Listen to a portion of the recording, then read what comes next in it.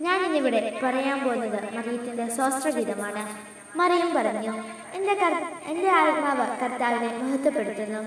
എൻ്റെ ചിത്തം എൻ്റെ രക്ഷകനായ ദൈവത്തിൽ ആനന്ദിക്കുന്നു. അവിടുന്ന് തന്റെ ദാസിയുടെ താഴ്മയോടെ കടാക്ഷിച്ചു. ഇപ്പോൾ മുതൽ സകല തലമുറകളെയും എന്നെ ഭാഗ്യവതി എന്ന് പ്രകീർത്തിക്കും. ശക്തനായവൻ എന്നേക്കും വലിയ കാര്യങ്ങൾ ചെയ്തിരിക്കുന്നു. അവിടുത്തെ നാമം പരിശുദ്ധമാണ്. അവിടുത്തെ ഭക്തരുടെ മേൽ തലമുറകൾ തോറും അവിടുന്ന് കരുണ വർഷിക്കും. അവിടുന്ന് തന്റെ ഭുജം കൊണ്ട് ശക്തി പ്രകടിപ്പിച്ചു.